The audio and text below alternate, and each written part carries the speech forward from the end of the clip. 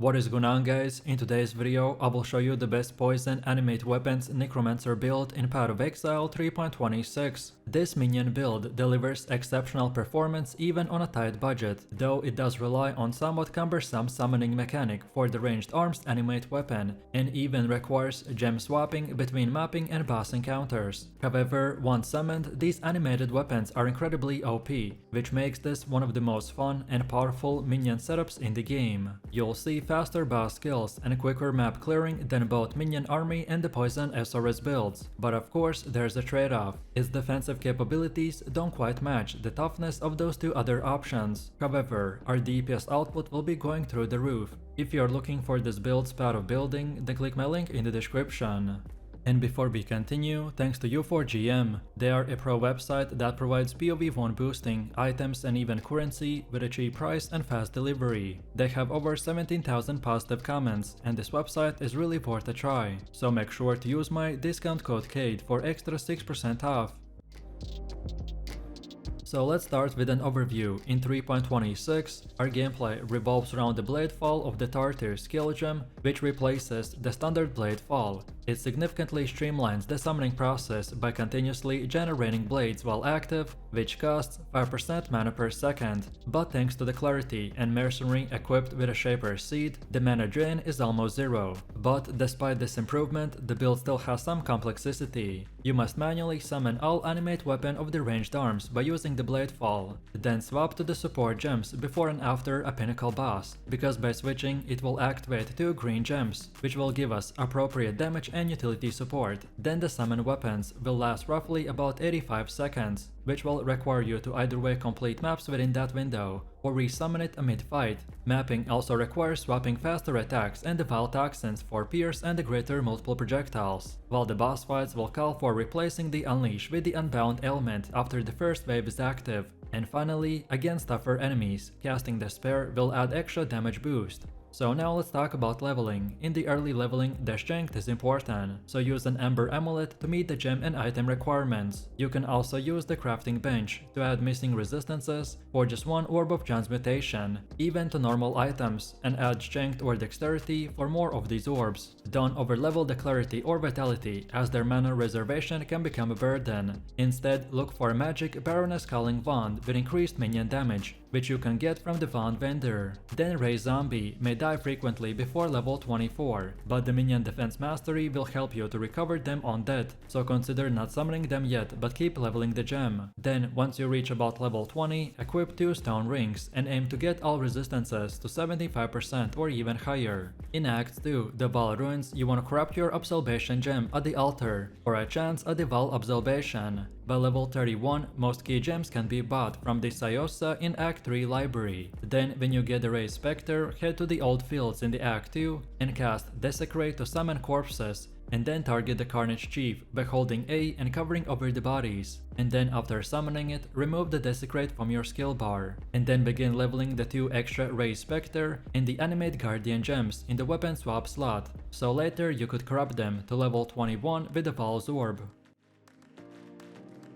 Next up, when it comes to Ascendancy setup, early in the game you can take the Commander of the Darkness and the Mindless Aggression, because they provide strong leveling bonuses. The Commander of the Darkness will boost resistance and the minion damage, while the Mindless Aggression will increase minion speed and overall DPS, which will help with the clear speed and bossing through the next acts. Then next, a Natural Strength will offer a big power spike by adding +2 levels to all minion gems, which will significantly increase their damage and durability. This makes your minions much more effective as you enter the early maps, and then later as the content becomes more dangerous you can respec, so when you get all 4 Ascendancies, then swap to the Bone Barrier and the Mistress of the Sacrifice. Bone Barrier will add vital defenses through the minion damage reduction, life regen and the Bone Armor skill, while the Mistress of the Sacrifice will let you benefit from the offering effects, such as the Black Chance or Recovery, which will improve our survivability significantly. Overall, this setup is suitable for the red maps and the endgame encounters, by trading some early offense for much more needed defenses and utility. Then for our passive skill tree, we will utilize the transfigured version of the Animate weapon, which will summon the ranged minions by using blades created by the Bladefall of the Tartus. This setup will allow for sustained minion presence in the instant boss fights without relying on the identified weapons. This skill tree focuses on enhancing minion damage, life and resistances, while also providing increased area of effect and projectile damage. Notable nodes will include a sacrifice for the minion survivability, and the Forbidden Power for increased energy shield and a mana regeneration.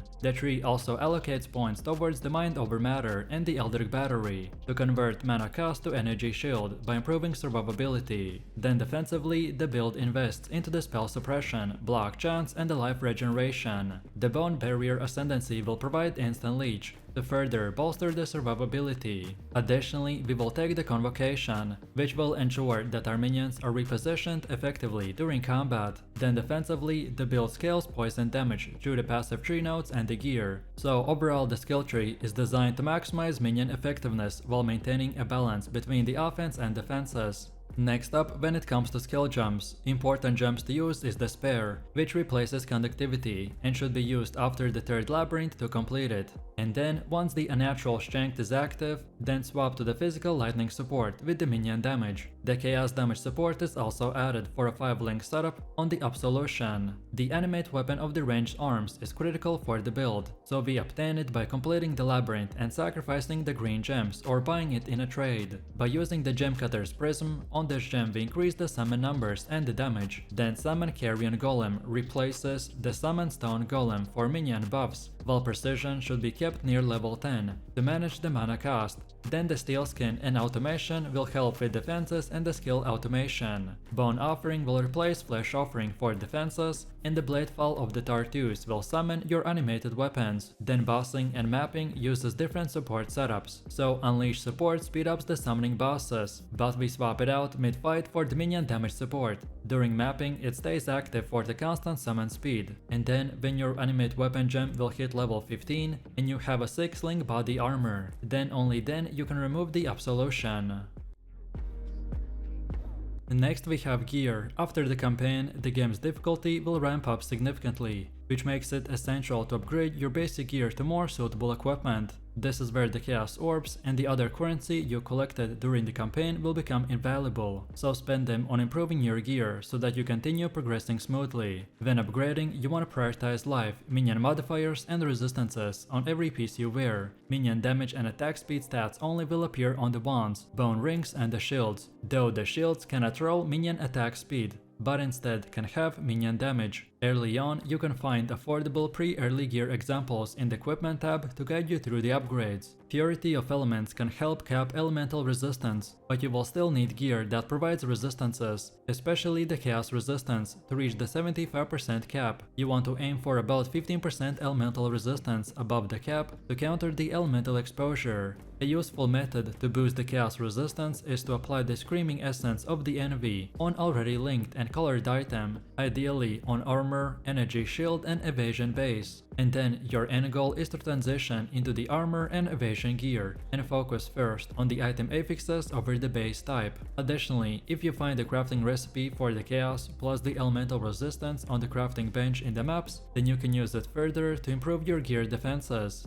Next up we have our Mercenaries. Our setup prioritizes a dexterity and intelligence-based Bladecaster, or infamous Bladecaster for the endgame, ideally the aspect of the Spider and the Graced Aurus, which will synergize with the Venomous Shroud. If the Mercenary also has a Bladefall and the Bladefall of the Tartus, then it can free up a gem slot by replacing your own. While leveling for Absolution, look for a Mercenary with the Wrath of the Zealatory. If Venomous Shroud is out of budget, then the Envy or the Haste Aurus will offer a solid alternative. The gear that I recommend is the Dual Obliteration Wand, the Caspis Will for the high chaos resistance, then the Lear Cast Helmet, then the Azenta's Gentle Touch Gloves or Intimidate Implicit Gloves as a cheaper alternative, then the Inexpressible Fade Boots, and either way the Camo's Binding or the Belt of the Deceiver. Then for jewelry, use the Quiller of the Mines with a high chaos resistance roll, then the Odris Danning with a strong elemental resistance, and then the Shaper Seed as an amulet.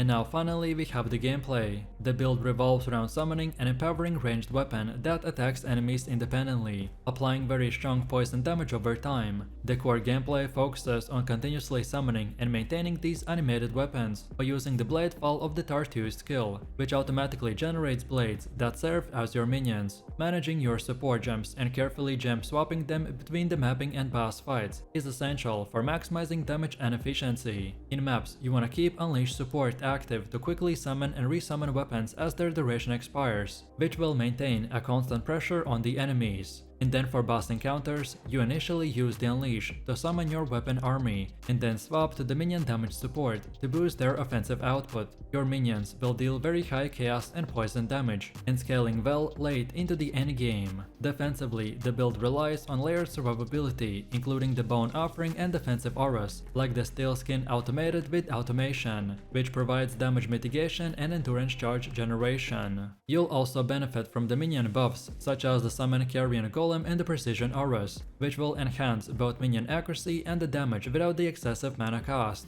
So let me know what you think about this build in the comments below. If you enjoyed this, then you definitely don't want to miss my previous top 10 best builds video, where I showed even more powerful builds. So click the screen now and I'll see you in the next one.